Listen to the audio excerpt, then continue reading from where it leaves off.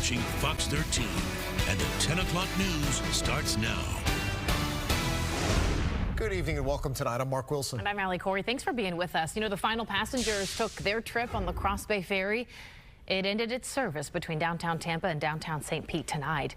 And it was breaking records. Fox 13's Genevieve Curtis is live along the Riverwalk there in downtown Tampa. And Genevieve, this may not be the end of a ferry service, though, connecting Hillsborough and Pinellas counties, because it proved to be successful.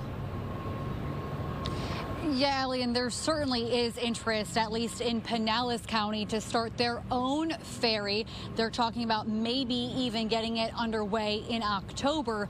But for now, this was the final voyage for the Cross Bay Ferry.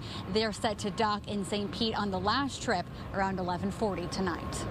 We said, well, the last night, we got to do it. A trip on the Cross Bay Ferry was something Dennis and Penny Ryan always wanted to do, and they got a seat aboard one of the very last sold-out trips from Tampa to St. Pete. I think we got the last seats, didn't we? This month, Hillsborough County commissioners voided the contract with the ferry service early due to the company's plan to swap out a high-speed vessel with a slower boat in breach of contract.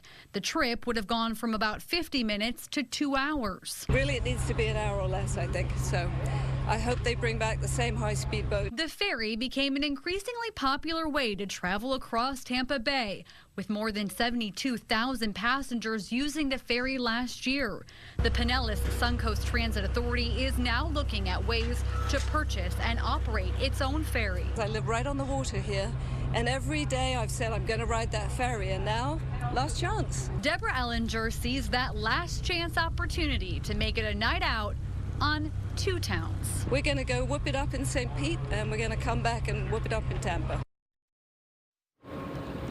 A lot of people whooping it up on that last trip. Now, PSTA is hoping to get some funding from Hillsborough County from an unused federal grant, but that remains to be seen if that will happen. Reporting live in Tampa, Genevieve Curtis, Fox 13 News. All right, Genevieve, thanks. Well, you know, thankfully,